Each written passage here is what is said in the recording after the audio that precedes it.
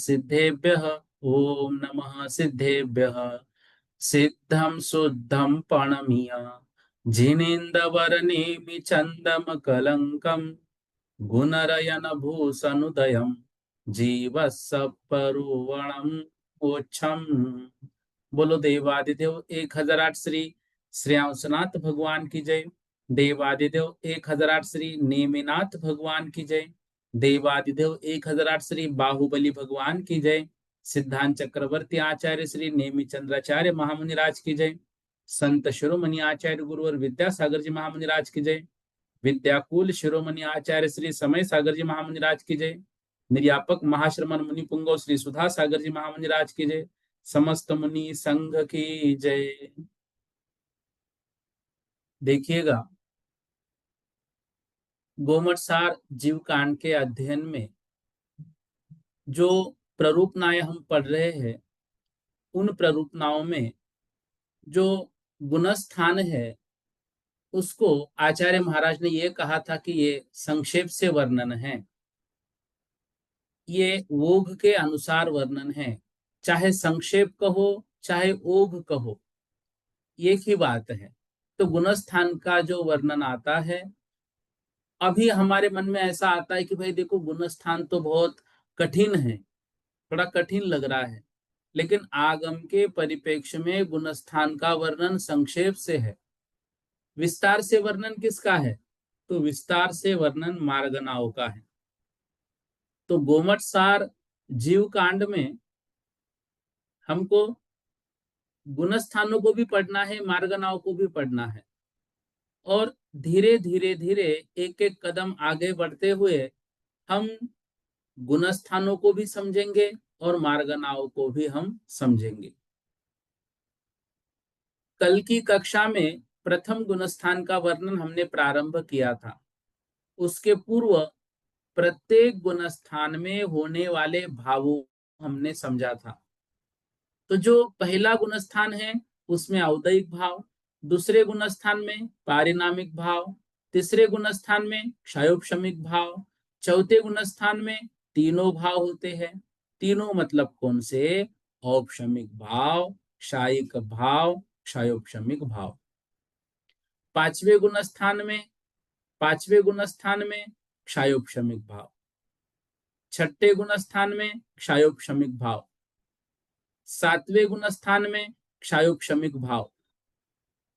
जो आठवां, नौवां, 10वां गुणस्थान है, यदि उपशम श्रेणी वाले हैं तो औपशमिक भाव, क्षपक श्रेणी वाले हैं तो क्षायिक भाव। उपशम श्रेणी चढ़ने वाले जीवों के ये विशेषता है कि वहां पे क्षायिक भाव भी हो सकते हैं। यदि कोई क्षायिक सम्यक दृष्टि जीव जो है वह क्षपक श्रेणी चढ़ने के पूर्व कुछ बार जो उपशम श्रेणी भी चढ़ता है, उस अपेक्षा से वहां पे औपशमिक और क्षायिक दोनों भाव कहे गए हैं। और 12वें गुणस्थान में, 13वें गुणस्थान में, 14वें गुणस्थान में और सिद्ध परमेष्टि में मात्र जो भाव होते हैं वे क्षायिक भाव ही होते हैं। इस तरह से पहला, दूसरा, तीसरा, चौथा, इन चारों गुणस्थानों में हमने देखा था यहाँ पर दर्शन मोहनी की अपेक्षा होती है। पांचवें, छठवें, सातवें में जो क्षयोपशमिक भाव है, यहाँ चारित्र मोहनी की अपेक्षा है। आठवें, नौवे, 10वें, 11वें में जो उपशम श्रेणी चल रहे उनके औपशमिक भाव है और क्षायिक भी होते हैं, ये भी चारित्र मोहनी की अपेक्षा। और जो 8, 9, 10, 12 में क्षायिक है, 13वें, 14वें सिद्ध परमेष्टि में क्षायिक है, वो चारित्र मोहनी की अपेक्षा। इसमें ये विशेष हमने देखा था कि 5वें गुणस्थान से 14वें गुणस्थान तक, या यूं कहे सिद्ध परमेष्टि तक, दर्शन मोहनी की अपेक्षा से भी भावों को लिया जा सकता है। वास्तविक वर्णन तो चारित्र मोहनी की अपेक्षा ही होता है। दर्शन मोहिनी की अपेक्षा से वर्णन होता है पहले से चौथे गुण स्थान तक। 5वें से 14वें गुण स्थान या सिद्ध परमेष्टि तक का जो वर्णन होता है चारित्र मोहिनी की ही अपेक्षा, परंतु वहां चारित्र के साथ साथ सम्यक दर्शन भी है। तो जो सम्यक दृष्टि जीव होगा, जिस सम्यक दर्शन के साथ होगा, चाहे वो औपशमिक सम्यक दर्शन हो सकता है, क्षायोपशमिक सम्यक दर्शन हो सकता है, या क्षायिक सम्यक दर्शन हो सकता है, जो सम्यक दर्शन उस जीव का होगा वही भाव उस जीव के वहां पर होंगे। ठीक है। अब देखिए, पहला गुणस्थान है मिथ्यात्व गुणस्थान। इसमें कल हमने पढ़ा था मिथ्यात्व प्रकृति के उदय से होने वाले तत्वार्थ के अश्रद्धान को, मिथ्यात्व प्रकृति का उदय है पहले गुण स्थान में, उस कारण से होने वाले तत्वार्थ के अश्रद्धान को, तत्वार्थ के प्रति उनका श्रद्धान नहीं रहता है, अश्रद्धान को मिथ्यात्व कहते हैं। इसके 5 भेदों पर कल विस्तार से चर्चा की थी। एकांत, विपरीत, विनय, संशयित और अज्ञान। एकांत मतलब वस्तु के किसी एक ही धर्म को स्वीकार करके उसको ही ये कहना कि यही सही है, नहीं यही नहीं यह भी लगाएंगे एकांत हो जाएगा, और भी लगाएंगे तो हमारा जो सिद्धांत है वो अनेकांत सिद्धांत सार्थक हो जाएगा। विपरीत मतलब बिल्कुल उल्टी मान्यता, बिल्कुल उल्टी मान्यता, सच्चे देव शास्त्र गुरु को छोड़ के मिथ्या देव शास्त्र गुरु को ही हम सही मानने लग गए, ये क्या हो गया, विपरीत मान्यता हो गई। यूं 7 तत्वों को छोड़कर किसी और को ही हम तत्व स्वीकार नहीं करने लग गए, विपरीत मान्यता हो गई। तो इस तरह से एकांत और विपरीत होता है। यूं मानने लग गए कि हम हिंसादि करने से ही स्वर्ग की प्राप्ति होती है, स्त्री को ही मोक्ष होता है, केवली भगवान आहार ग्रहण करते हैं, ये सब विपरीत मान्यताएं हैं। विनय, विनय मतलब क्या, सच्चे देव शास्त्र गुरु के समान ही जो मिथ्या देव शास्त्र गुरु है या उनका आभास मात्र है, उनको ही वही विनय देना जो सच्चे देव शास्त्र गुरु को देते हैं। तो वह विनय नहीं होनी चाहिए, वह आदर नहीं होना चाहिए, वह सम्मान नहीं होना चाहिए, वो प्रणाम नहीं होना चाहिए, बिल्कुल नहीं। सम्यक दृष्टि जीवों का रुतबा अलग है, उनका औरा अलग है, उनके दर्शन मात्र से पापों का नाश होता है, और मिथ्या देव शास्त्र गुरु के मात्र संसर्ग में जाने से हमारी नाव जो डूब रही थी, कहां पर हमारी नाव जो तैर रही थी, कहां पर समंदर में, वो डूब जाती है। इसलिए छड़ाला में उनके लिए कहा उपल नाव सम। उपल मतलब क्या, पत्थरों के नाव के समान। कौन ऐसा, उसको हम कहेंगे मूर्ख जीव होगा जो पत्थर की नाव में बैठकर समंदर को पार करना चाहेगा, कोई नहीं होगा। क्यों, उस नाव में बैठने से नाव तैरती नहीं है, डूब जाती है। ऐसे ही मिथ्या देव शास्त्र गुरु है, उनके संसर्ग में मात्र आने से संसार बढ़ता है। तो ऐसे संसार बढ़ाने वाले के प्रति जो सच्चे देव शास्त्र गुरु है, उनके समान विनय हम कैसे रख सकते हैं, नहीं रखना चाहिए। कल एक दीदी ने प्रश्न पूछा था कि यदि हम घूम रहे हैं, बीच में कोई अन्य मत का मंदिर दिखाई दे और हमें उसकी कला को देखना है, तो जाने में दोष है क्या? कला को देखने में दोष नहीं है, लेकिन हम इस डर से जा रहे हैं कि देखो यहां से हम वैसे चले गए तो हमारा कुछ भला बुरा होगा, इनको तो हमें नमस्कार करना है, फिर गलत है। देखो, अक्षरधाम जैसे जो मंदिर होते हैं, उनको कला के दृष्टि से एकाध बार देखने में दोष नहीं है, कला की दृष्टि से। हाँ, हम बार बार वहां जा रहे हैं, उनके मतों को स्वीकार कर रहे हैं, उनको हम नमस्कार वंदन कर रहे हैं, तो फिर गलत है। सर्वदेव गुरु आयतन ये जो है सर्व के प्रति हमें विनय नहीं रखना है, हमें सर्व के प्रति नहीं, हमें रखना है सच्चे के प्रति। सर्व तो है, दुनिया उनको मानती है इसलिए हम मानेंगे, ऐसा नहीं। गलत चीजों में हमें नहीं जाना चाहिए। देखो, गुणस्थान समझ में आ रहे हैं कि नहीं आ रहे हैं, इससे कोई फर्क नहीं पड़ता है।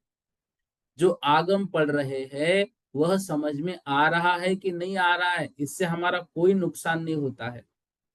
लेकिन मिथ्या देव शास्त्र गुरु के प्रति यदि हमारे मन में किंचित मात्र भी विनय है, उनके प्रति आदर सम्मान है, उनको प्रणाम करने के भाव है, हमारा सब कुछ बिगड़ जाएगा।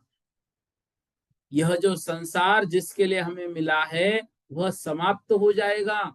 और समाप्त होना मतलब संसार समाप्त होना नहीं, ये जीवन समाप्त हो जाएगा। और जो संसार है वह संसार और बढ़ता जाएगा। इसलिए उनकी वह विनय नहीं करनी चाहिए, बिल्कुल अड़िग रहना चाहिए, बिल्कुल अड़िग रहना चाहिए।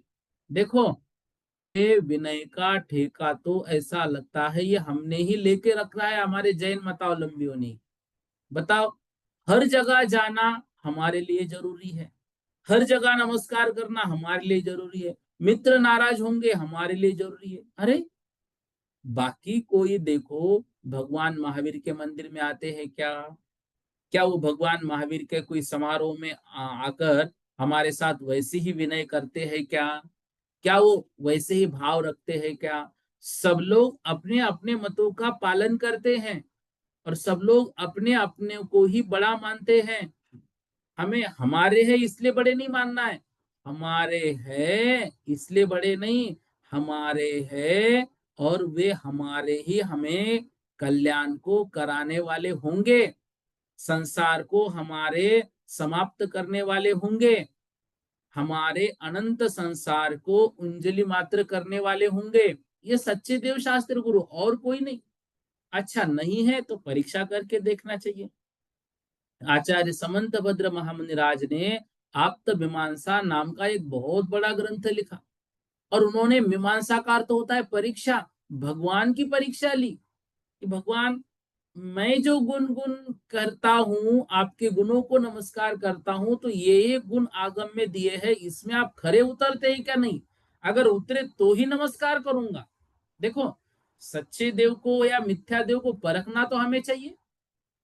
अगर परखने के बाद हम वहां पर जा रहे हैं गलत जगह पे, तो गलत ही है। इसलिए थोड़ा सा इन सभी चीजों का ध्यान रखना चाहिए। मित्र आदि के चक्कर में हमें अपने धर्म को नहीं छोड़ना चाहिए, क्योंकि लिखा है स्पष्ट रत्नकर्ण श्रावकाचार में, भयाशास्नेह लोभाश्च कुदेवा गमलिंगिनाम। भय, आशा, स्नेह और लोभ। भय मतलब डर लगना, यह हमारा बुरा करेंगे। आशा मतलब उनसे आशा रखना। स्नेह मतलब किसी मित्र के स्नेह के वश भाई मित्र बुरा मान जाएगा। लोभ, भाई हम इनके यहाँ जाएंगे तो इनके जो मानने वाले वो हमारा फायदा करेंगे, ये बिजनेस में हमारे मतलब हमारी दुकान से खरीदेंगे, ऐसा नहीं। देखो, हम उनकी अभिनय तो नहीं कर रहे हैं, हमें उनसे कोई लेना देना नहीं है। वो अपनी जगह है, हम अपनी जगह है, उसमें कोई दिक्कत नहीं है। हम कोई ऐसे उनके पोस्टर फाड़ तो नहीं रहे हैं, हम उनके विषय में कुछ गलत लिख तो नहीं रहे हैं, तो विनय क्यों करना? तो इसलिए भय, आशा, स्नेह, इनके वशीभूत होकर, लोभ के वशीभूत होकर कुगुरु, कुदेव और कुगुरु, कुदेव और कुशास्त्र, ये जो तीन कहे हैं, इनको प्रणामम, प्रणाम नहीं करना चाहिए। विनयम च एव, विनय भी नहीं करनी चाहिए। किसने? सुदृष्टय, जो सम्यक दृष्टि जीव है। इसलिए डरना बिल्कुल नहीं है, अड़िग रहना है, कोई दिक्कत नहीं है। देखो, हम यदि सच्चे मार्ग का अवलंब करके यदि हम अपनी बात पर अड़िग रहते हैं, तो अन्य को ही व्यंतर आदि हमको तकलीफ नहीं दे सकते हैं। वो तो यूं कहेंगे सच्चे तो यही हैं। बताओ, हमने कल ही पढ़ा था, देव शास्त्र गुरु को नमस्कार हम नहीं करते मात्र, देव गति के देव भी करते हैं, नारकी भी करते हैं, विधेय क्षेत्र आदि वाले जीव भी करते हैं, सब करते हैं। अब देवों में तो हमारे जैसा मिथ्या दर्शन तो मतलब व्यंतर आदि में ही होता है, बाकी तो लगभग सम्यक दृष्टि है वैमानिक देव तो अधिकतर। हाँ, कुछ कुछ मिथ्या दृष्टि होते हैं, लेकिन उनको अधिक ज्ञान है, वो सच्ची बातों को जानते हैं, उनको धर्म क्या है अधर्म क्या है मालूम है। और यदि हम सच्चे देव शास्त्र गुरु पर सच्ची श्रद्धा रख रहे हैं, वो अपने अवधि ज्ञान से जान लेते हैं कि नहीं सच तो यही है। आपको बताऊं, आगम में यहां तक लिखा है, वेंतर आदि देव तो ढूंढते फिरते हैं सम्यक दृष्टि जीवों को, क्योंकि वो ये कहते भाई हम तो सम्यक दर्शन अभी नहीं प्राप्त कर पा रहे हैं, लेकिन जो सम्यक दृष्टि जीव है उनकी मैं क्या मदद कर सकूं, उनका मैं कैसे भला कर सकूं, ऐसे होता है। और कई आगम में उदाहरण भरे पड़े हैं कि हमारा कल्याण होने के लिए ये सब हमारे कल्याण में साथी बन के हमारे साथ खड़े होते हैं, हमारे धर्म के पालन में हमारे साथ खड़े होते हैं। जब हम हमारे नियमों पर अड़िग रहते हैं और कहीं पर कभी फंस जाते हैं, वहां पर ये हमको बचाने के लिए चले आते हैं। एक फिरोजाबाद वाले पंडित जी थे, वे कहीं पर भी बाहर पानी नहीं पीते थे।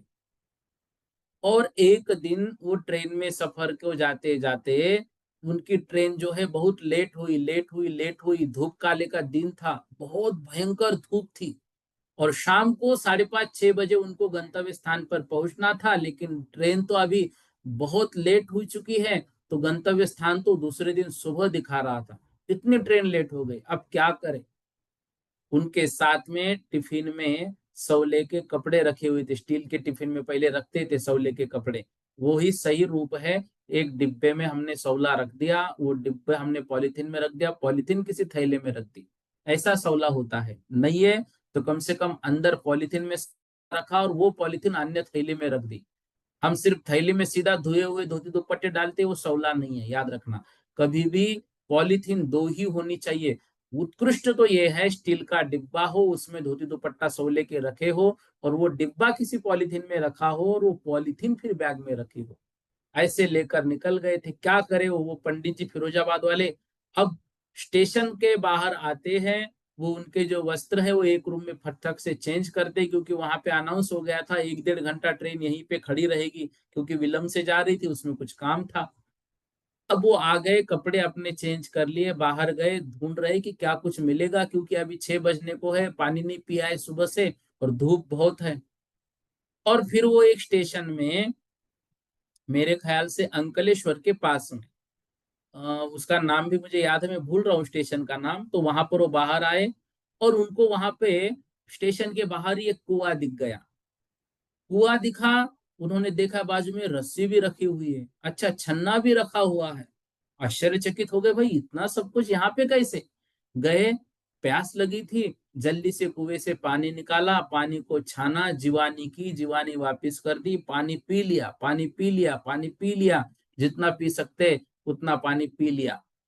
और फिर आके आराम से कपड़े चेंज करके ट्रेन में बैठ गए। बोले धन्य है ये गांव, इस गांव के बाहर एक कुआं है और कुएं में रस्सी और छन्ना सब कुछ रखा हुआ है। आनंद आ गया उनको।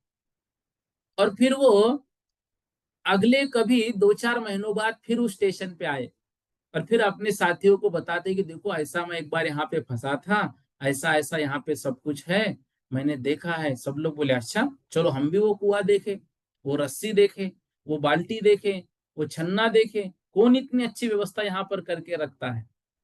और उन सबको लेकर बाहर चले गए, तो स्टेशन के बाहर कोई कुआं नहीं था। फिर आश्चर्यचकित हो गए, बोले हाँ यहाँ तो कुआं था 1 महीने पहले।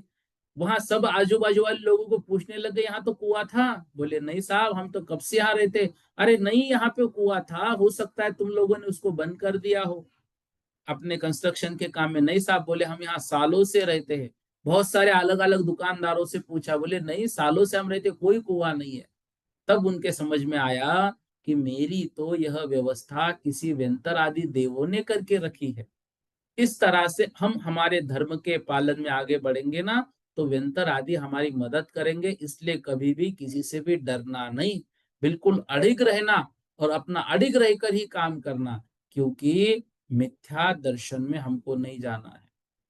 एक सेकंड नहीं, एक समय के लिए ही सही यदि हमें सम्यक दर्शन हो गया ना, वो एक समय का सम्यक दर्शन एक समय हमको मोक्ष में ले जाने का कारण बनता है।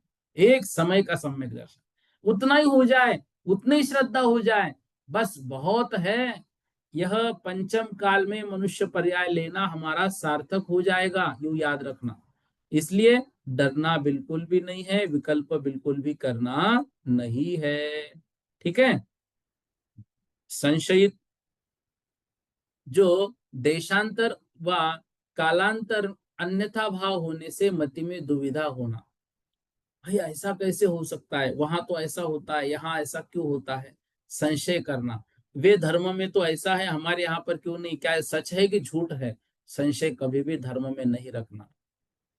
अज्ञान वस्तु के सामान्य विशेष के भाव के विषय में अज्ञान से उत्पन्न श्रद्धान, ऐसा श्रद्धान नहीं करना कि जो अज्ञान से उत्पन्न हो। हमने कुछ भी गलत बातों को स्वीकार कर लिया तो यह गलत हो जाएगा। ठीक है। इस तरह से इन पांचों भेदों को कल हमने समझा था। एक विषय और आया था, सभी का कहना था कि थोड़ी सी स्पीड कम करो, मैंने प्रयास किया है, और भी कम चाहिए तो आप बोल देना, कर लेंगे। अपने को तो मेन मकसद है कि स्वाध्याय अच्छे से होना। एक विषय कल की कक्षा में आया था, सम्यक दर्शन जो है, वह सम्यक दर्शन हमारे इस पंचम काल में हमको प्राप्त तो करना है ही, लेकिन हमारा धर्म भी आस्तिक है। हमारे जैन धर्म को नास्तिक समझना, क्योंकि हम आत्मा के स्वरूप से जुड़े हुए हैं, आत्मा पर विश्वास करते हैं, आत्मा में सुधार लाना चाहते हैं, आत्मा का कल्याण करना चाहते हैं। तो मात्र ईश्वर को मानने वाला आस्तिक ऐसा नहीं, आत्मा को मानने वाला भी आस्तिक है, और ईश्वर की सत्ता को तो हम स्वीकार करते हैं। ईश्वर तो है और वास्तविक ईश्वर तो हमारे ही है। एक बात। दूसरी बात यह समझी थी, मिथ्या दर्शन के दो भेद और होते हैं। एक होता है ग्रहित मिथ्या दर्शन, एक होता है अग्रहित मिथ्या दर्शन। ग्रहित मिथ्या दर्शन होता है किसी और से हमने ग्रहण किया, और अग्रहित होता है किसी और से हमने ग्रहण नहीं किया, वो तो अनादि से हमारी जो विपरीत मान्यताएं चली आ रही थी, जो हमारे अंतरंग में मिथ्यात्व कर्म का उदय चल रहा था, उस कारण से जो मिथ्या दर्शन हो रहा है, जो मिथ्यात्व हो रहा है, जो मिथ्यात्व कर्म के उदय से चल रही है, ऐसी मान्यता ये अग्रहित है। और वास्तविकता में देखा जाए तो हर समय अग्रहित मिथ्या दर्शन ही होता है, जो हम पूर्व जन्म से मिथ्यात्व कर्म के उदय से साथ में लेकर आते हैं। हमारी विपरीत मान्यताएं चलती रहती हैं। लेकिन कभी कभार ये जो हुंडाव सर्पिनी काल आता है, असंख्यात हुंडाव सर्पिनी, असंख्यात उत्सर्पिनी और असंख्यात अवसर्पिनी काल बीत जाने पर एकाध हुंडाव सर्पिनी काल आता है, और उसी हुंडाव सर्पिनी काल के समय हम यहाँ पर जन्म लिए, और वो भी पंचम काल में। अब चलो कोई बात नहीं, हुआ है, आए हैं पंचम काल में। एक बात अच्छी हुई कि आचार्य श्री के समय हमने जन्म लिया, और साधु क्या होते हैं और तीर्थंकर मुद्रा कैसी होती है देखने को मिला उनके रूप में हमें। तो यह जो ग्रहित मिथ्या दर्शन होता है ना, यह ग्रहित मिथ्या दर्शन मात्र हुंडा सर्पनी काल के प्रभाव से ही होता है, कि हमने किसी से सुनकर उस मिथ्या दर्शन को स्वीकार कर लिया।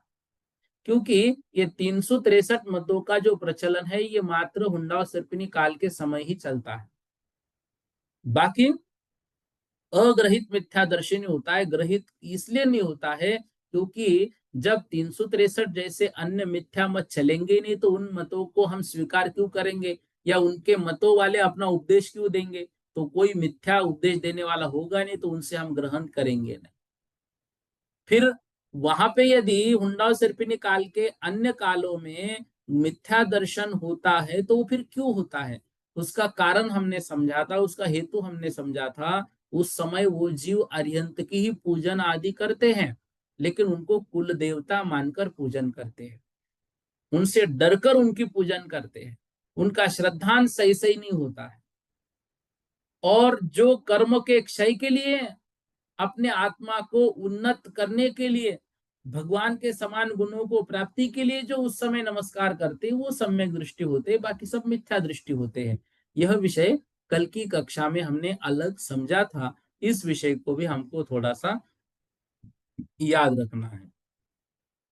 तो ऐसा जो सम्यक दर्शन होता है, इन सम्यक दर्शन के साथ जो ज्ञान होता है सम्यक ज्ञान होता है, और ऐसा जो मिथ्या दर्शन होता है तो मिथ्या दर्शन के साथ जो ज्ञान होता है वो मिथ्या ज्ञान होता है। तो ग्रहित और अग्रहित या अग्रहित मिथ्या दर्शन और ग्रहित मिथ्या दर्शन जैसा है, वैसे ही अग्रहित मिथ्या ज्ञान और ग्रहित मिथ्या ज्ञान भी है। ऐसे ही अग्रहित मिथ्या चारित्र और ग्रहित मिथ्या चारित्र भी है। ठीक है, यह भी बात हमको ध्यान रखना है। संसार में अधिकतर प्राणी अग्रहित मिथ्या चारित्र से ग्रसित है, अनादि से इन पंचेंद्रियों के भोगों में ही उलझे हुए हैं, इसीलिए तो कल्याण नहीं हो पा रहा है। अच्छा, हम तो अभी जागे हैं, हम तो अभी जग गए हैं, क्योंकि हम स्वाध्याय कर रहे हैं, क्योंकि हम आत्म कल्याण की बात सोच रहे हैं। तो अधिकतर प्राणियों में नहीं रहना है, हमें हमें जागना है, कल्याण करना है, और एक सेकंड के लिए सही सम्यक दर्शन को प्राप्त करने का प्रयास हमको करना है। तो हमने कल इन भेदों को भी समझा था। देखो, जो भव्य जीव होता है वह भव्य जीव कैसा होता है? तो सम्यक दर्शन के लिए सर्वप्रथम आवश्यक है जीव का भव्य होना। अब हम भव्य है कि अभव्य है कैसे समझे? यदि संसार के दुखों का हमको डर लग रहा है और मन में ये सोच रहे हैं कि इनसे मैं कितने पापों को करूंगा और कितने कर्म मेरे हो जाएंगे और मेरी गति कितनी बिगड़ जाएगी, ऐसा यदि चिंतन हो रहा है तो हम भव्य है। भले ही पाप कर रहे हैं, पाप से अभी दूर नहीं हुए हैं, लेकिन हम भव्य है। और हमें डर नहीं, चल उसमें किसने देखा नरकन, क्या होने वाला है, कुछ नहीं होता इससे, ये अभव्य की निशानी है। अब भव्य जीवों के तीन भेद होते हैं। एक होता है आसन भव्य, दूसरा होता है दूर भव्य, और तीसरा होता है अभव्य समभव्य। इसको दुरांदूर भव्य भी कहते हैं। आसन भव्य मतलब निकट ही जिनका निर्वाण है, अर्थात दो तीन भवों में जो मोक्ष को जाने वाले हैं वो आसन भव्य। ऐसा लगता है कि आचार्य श्री जी आसन भव्य ही थे, और जहां जहां पे बात होती है वो सब लोग कहते कि नहीं, आचार्य श्री जैसा कोई नहीं। आचार्य विमल सागर महाराज जी ने भी, वो निमित्त ज्ञानी थे, उन्होंने एक बार कहा था, आप तो पिछले 6-7 भवों से दीक्षा धारण करते आए हैं और आपके यहाँ बहुत कम भव बचे हैं, ऐसा उन्होंने कहा था। तो ये जो होता है ये सब आसन भव्य है, जो शीघ्रता से निर्वाण को प्राप्त करने वाले। दूसरे होते हैं दूर भव्य। दूर भव्य मतलब शीघ्रता से तो नहीं, लेकिन कभी ना कभी निश्चित सम्यक दर्शन को प्राप्त करेंगे और अपना कल्याण करके लेंगे, वो दूर भव्य कहलाते हैं। और तीसरा अभव्य समभव्य। भव्य तो है लेकिन दुरांदुर भव्य है, या फिर अभव्य समभव्य है। ऐसे जीव भव्य होते हुए भी कभी निर्वाण को प्राप्त नहीं करते हैं। ठीक है, कभी निर्वाण को प्राप्त, सॉरी लाइन को थोड़ा करेक्शन करना, अभव्य संभव्य जो है ये दुरांदुर भव्य है, और कभी निर्वाण को प्राप्त करेंगे, कभी, क्वचित कदाचित कोई उसमें से एकाध जीव, सभी नहीं, जल्दी से नहीं, बहुत दूर है उनका। आसन भव्य का शीघ्रता से हो जाएगा, दूर भव्य का होगा, दूरांदूर भव्य का बहुत मुश्किल से होता है, बहुत मुश्किल से। इसलिए दूरांदूर भव्य भी होते हैं। तो ये तीन प्रकार के भव्य भी हमें याद रखना है। अब देखो, कोई एक जीव मिथ्यात्व में कितने समय तक रह सकता है? देखो, कोई अनादि काल से मिथ्या दर्शन में है और अनंत काल तक मिथ्या दर्शन में ही रहेंगे, ऐसे अभव्य जीव या दूरांदूर भव्य, वो अनादि काल से है और अनंत तक रहेंगे। वे अनादि अनंत काल, मतलब मिथ्यात्व के साथ जीव अनादि अनंत काल तक भी रह सकता है। अनादि शांत काल, हो सकता है अनादि से मिथ्यात्व में थे लेकिन अभी सम्यक तो प्राप्त कर लिया, तो ऐसे जीव का वह अंत आने वाला है, उसको कहते हैं अनादि शांत काल। मतलब उस समय में मोक्ष जाएंगे, ये आसन भव्य। और साधि शांत काल, जिसने कभी ना कभी सम्यक्त्व की प्राप्ति की थी, परंतु पुनः मिथ्यात्व में गिर गए, अब मिथ्यात्व की चैन टूट गई, तो वो साधि हो गए और शीघ्र ही वो फिर से मोक्ष को जाने वाले हैं। तो साधि शांत काल है, ये कहलाते हैं दूर भव्य। तो अनादि अनंत काल दूरांदूर भव्य का है और अभव्य जीवों का है। अनादि शांत काल जो है वो आसन भव्य जीवों का है, और साधि शांत काल जो है वो दूर भव्य का है। ठीक है, इस तरह से। अब इसका जघन्य काल, साधि शांत काल जो है वो अंतर्मूर्त भी हो सकता है, और उत्कृष्ट जो होता है कुछ कम अर्धपुद्गल परावर्तन भी कहलाता है। ठीक है, इतना हमें याद रखना है। अब देखो, नित्य निगोद में से 6 महीने 8 समय में 608 जीव निकलते हैं। 6 महीने 8 समय में 608 जीव निकलते हैं। फिर भी यह कभी अनंत काल तक खाली नहीं होता है। क्यों?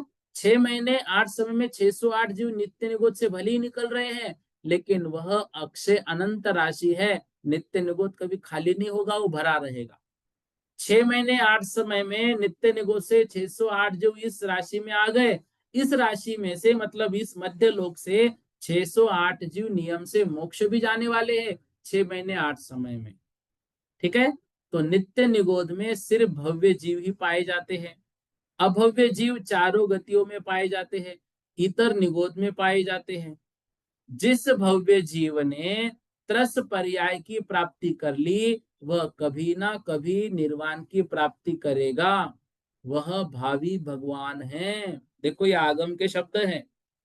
जिस भव्य जीव ने त्रस पर्याय की प्राप्ति कर ली, वह कभी ना कभी निर्वाण की प्राप्ति करेगा, वह भावी भगवान है। तो हमने त्रस पर्याय प्राप्त की क्या नहीं की? तो यूं समझना, यह निश्चित रूप से हमको मोक्ष की सीढ़ी प्रदान करने वाला ही है। तो मिथ्यात्व गुणस्थान में जीव कितने रहते हैं? अनंत जीव है। उन अनंत जीवों में हम ना हो, हम सम्यक दर्शन में हो, ऐसा हमको समझना है। हम कर्म प्रति समय बांध रहे हैं, लेकिन हम मंद गति से कर्म बांधे, इसलिए हमारे भाव मंद ही होने चाहिए। इस तरह से हमको इन सभी बातों को भी आज की कक्षा में जो हमने समझा उसको भी थोड़ा सा याद रखना है। दो मिथ्या दृष्टि जीवों के भेद और आगम में पढ़ने को मिलते हैं। वो होते हैं स्वस्थान मिथ्या दृष्टि और सातिशय मिथ्या दृष्टि। स्वस्थान मिथ्या दृष्टि मतलब होता है, देखो, जो जीव मिथ्यात्व गुणस्थान में ही रचा पचा है।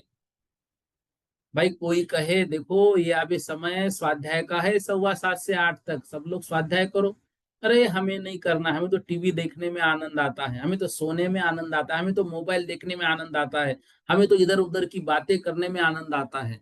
ऐसा जो होता है, यह मिथ्यात्व में ही रचा पचा जीव है, स्वस्थान मिथ्या दृष्टि।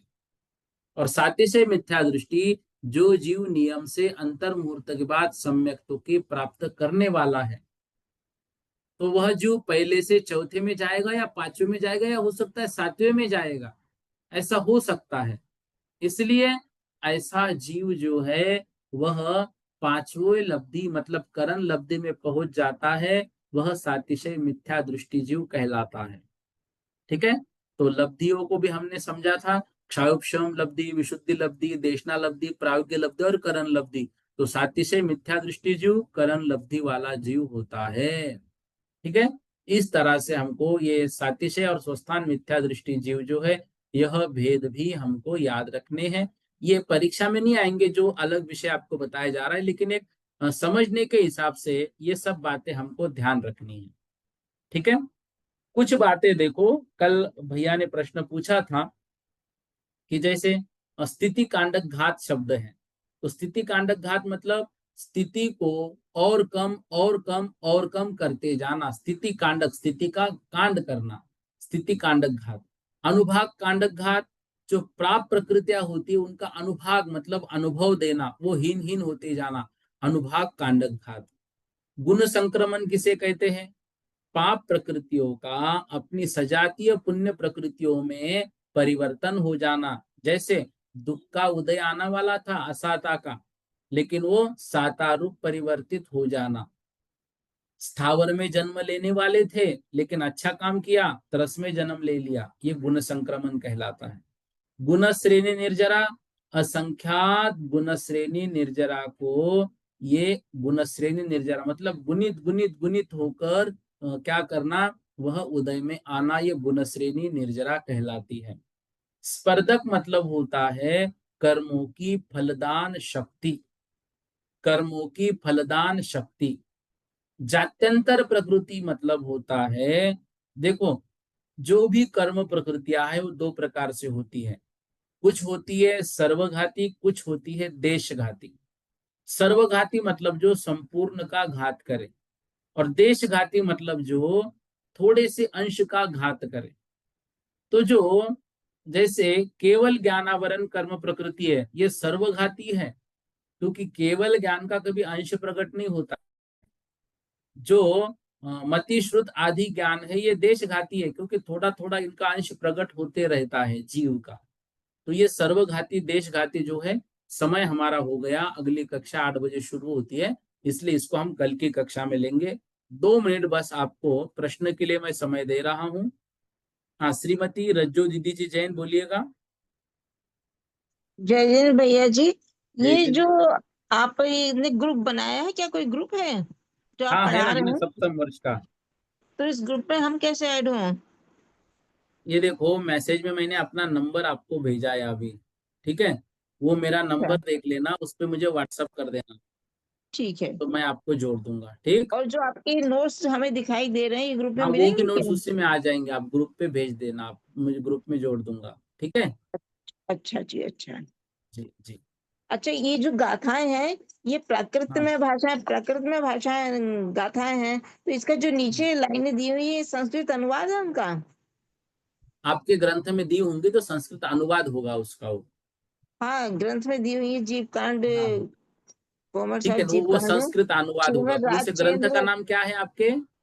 ये गोमर सार जीव कांडम, श्रीमद राजचंद्र जैन शास्त्रमालायाम से निकला है ये। आगास वाला है क्या? हैं? मुझे उसका फोटो भेज देना, ठीक है। लेकिन ये अच्छा। मूल रूप से प्राकृत में है, आपके पास जो भाषांतर होगा उसका संस्कृत में, ठीक आइए, है। ये ऊपर मेन इस पे हाँ ये हमें मूल रूप से सांगानेर से जो प्राकृत में मिली ही है ना, ग्रंथ है ये, प्राकृत में ही सांगानेर है। से जो बुक मिली है हमें, वो ये है। नेमीचंद ठीक है ठीक है, सिद्धांत चक्रवर्ती विरचित है, गोमर सार है चलेगा जीव चलेगा। कांड, ठीक है श्री ठीक, मुझे परम फोटो श्रुत भेज देना आप, प्रभाग। व्हाट्सएप पे फोटो भेज देना आप। अच्छा, ठीक है। नेमिच जैन बोलिएगा। भैया जी जय जिनेन्द्र। जय जिनेन्द्र। भैया जी द्वितीय गुण स्थान में पारिणामिक भाव ही होते हैं, इस पे थोड़ा सा समझा दो आप। अभी देखो क्या? आज हमने पहला गुणस्थान पढ़ा, अभी कल जी। की कक्षा में दूसरा गुणस्थान आएगा, उसमें वो समझ लेंगे डिटेल में। तब तक मात्र आप इतना समझ लीजिए, दूसरा गुणस्थान गिरने की अपेक्षा होता है। चौथे गुणस्थान में जब जो सम्यक दृष्टि होता है, उसके जब अनंतानुबंधी का उदय आता है, तो अनंतानुबंधी के उदय आने से वह जीव सम्यक दर्शन से गिर जाता है और मिथ्या दर्शन की ओर निकलता है। मिथ्या दर्शन की ओर निकला, लेकिन अभी मिथ्या दर्शन को प्राप्त नहीं हुआ, तो बीच की अवस्था जो है वह उसका दूसरा गुण स्थान है। अब वहां उदय किसका चल रहा है? अनंतानुबंधी का, मिथ्यात्व का उदय नहीं चल रहा है। और अनंतानुबंधी का उदय होने से उस गुणस्थान को अवदयिक इसलिए नहीं कह सकते, क्योंकि पहले से चौथे गुणस्थान तक दर्शन मोहनी की अपेक्षा ही भाव होते हैं। और दर्शन मोहनीय जो है उसमें अनंतानुबंधी नहीं आती, अनंतानुबंधी चारित्र मोहनी की प्रकृति है। ठीक है भैया। ठीक है भैया जी। जी, और ठीक दूसरा गुणस्थान समझाते समय आपको समझ में आ जाएगा। है जी पंडित ठीक। साहब। ठीक है। जी ठीक, एक प्रश्न अभी जो अभी आपने पढ़ाया कि नित्य वो निरोध में केवल भव्य जीव ही होते हैं, ऐसा है क्या? हाँ, नित्य निगोद में भव्य जीव ही होते हैं, इतर निगोद में अभव्य होते हैं। कि नित्य निरोध क्या कहलाता है, इतर निरोध क्या कहलाता? देखो नित्य निगोद और इतर निगोद, ये दो प्रकार के निगोद होते हैं। कल की कक्षा में इसको ले लेंगे, अभी क्या है अगला इसका मुझे रिमाइंडर आ रहा है, ठीक है ना। कल इसकी ठीक कक्षा में ले लेंगे नित्य निगोद वाला, कल मुझे याद दिलाना एक बार आप, ठीक है। ठीक है पंडित साहब। बोधि समाधि परिणाम शुद्धि स्वात्मोपलब्धि शोक सिद्धि चिंता मनिम चिंतित वस्तु दान्यम त्वामंद मानस ममास्तु देवी। 9 बार नमोकार।